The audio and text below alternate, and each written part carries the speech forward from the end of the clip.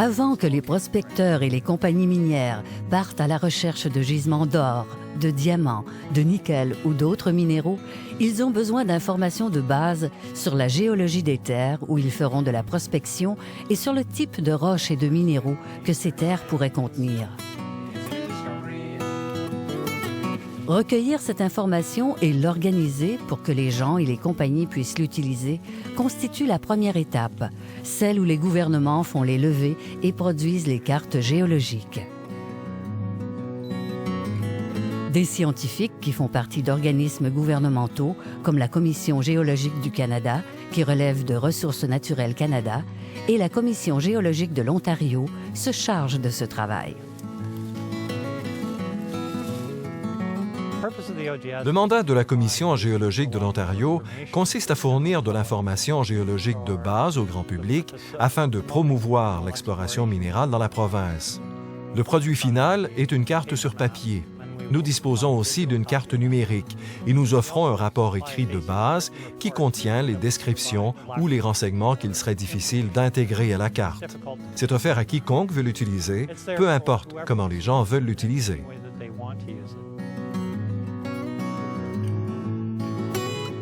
Cette première information est donc utilisée par une grande variété de gens dans les municipalités régionales, les compagnies d'exploration et d'exploitation minière et les compagnies d'exploration pétrolière. Tout le monde a besoin de savoir ce qui se cache sous ses pieds.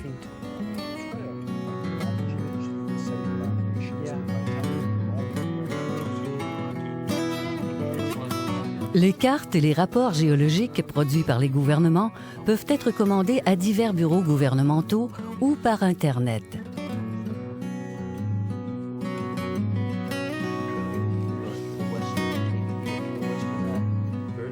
Les commissions géologiques gouvernementales ne font pas l'exploration minérale.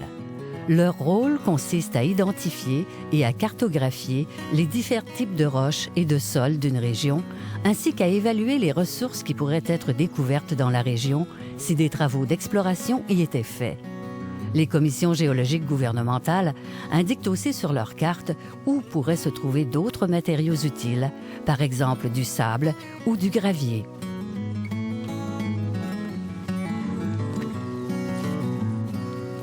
Tous les levées géologiques commencent par une collecte d'informations. Il y a différentes façons de recueillir cette information.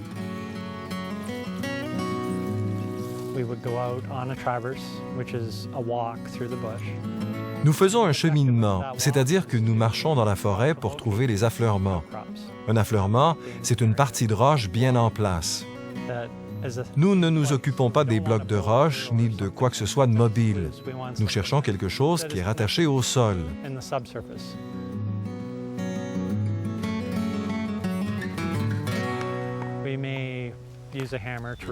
Nous utilisons au besoin un marteau pour prélever un petit morceau de la roche, à peu près de la grosseur de scolie. Nous prélevons en général un morceau de la grosseur d'un point. Ce morceau de roche nous permet d'examiner d'un peu plus près l'affleurement que nous avons découvert. Nous utilisons une loupe simple pour cet examen. Nous pouvons ensuite utiliser l'information obtenue pour décrire la roche plus en détail.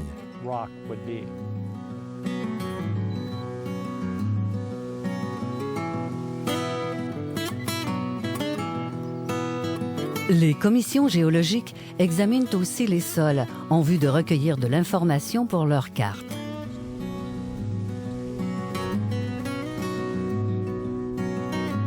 En fait, l'examen des sols se fait en grande partie avant que nous allions sur le terrain.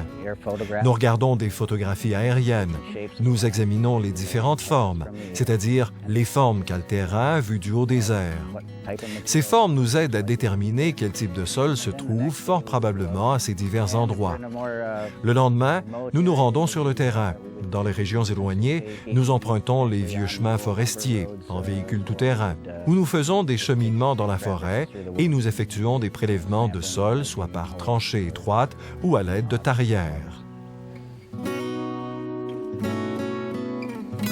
Les échantillons de sol sont mis en sac. L'emplacement de leur prélèvement y est indiqué et les sacs sont envoyés à un laboratoire qui fera l'analyse géochimique des échantillons. Les résultats de cette analyse font partie des divers types d'informations qu'utilisent les géologues pour produire leurs cartes.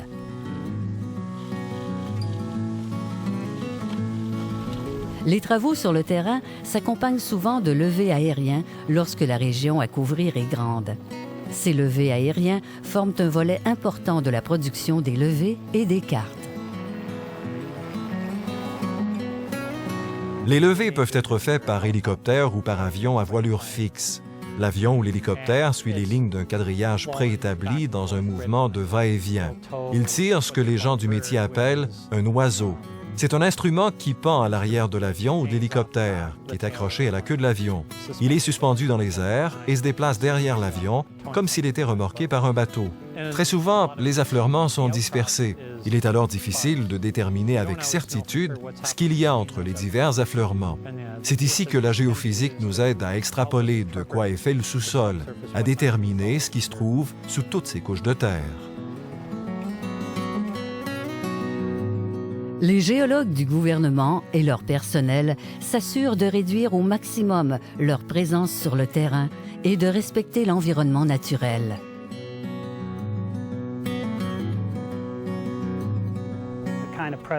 Voici comment le travail se fait sur le terrain. S'il y a des routes, quelqu'un dans un véhicule à 4 roues motrices emprunte ces routes et s'arrête à chaque affleurement de roche et à chaque dépôt graveleux pour les examiner.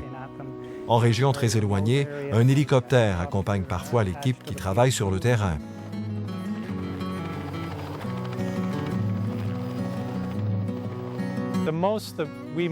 Tout ce qu'on fait, c'est enlever un morceau de roche de la grosseur d'un poing ou déplacer au besoin un morceau de mousse pour en voir le dessous, parce que la roche est quelquefois plus fraîche en dessous de la mousse.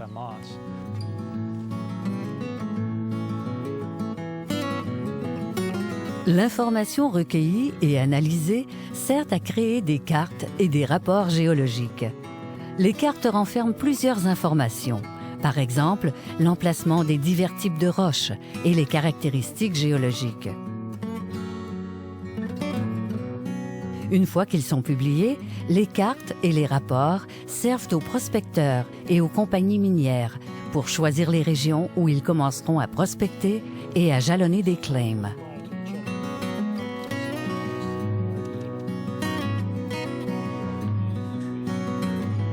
Les communautés autochtones peuvent, quant à elles, se servir de ces cartes et de ces rapports, ainsi que d'informations provenant d'autres sources, pour planifier le développement économique et l'utilisation des terres dans les territoires traditionnels.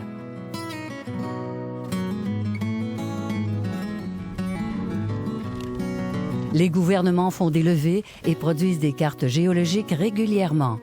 Des techniques et des connaissances nouvelles les amènent parfois à refaire le levé d'une région. Le but est d'offrir l'information la plus détaillée et la plus à jour qui soit, en vue d'aider les utilisateurs des terres à planifier leurs activités efficacement et de manière à protéger l'environnement naturel.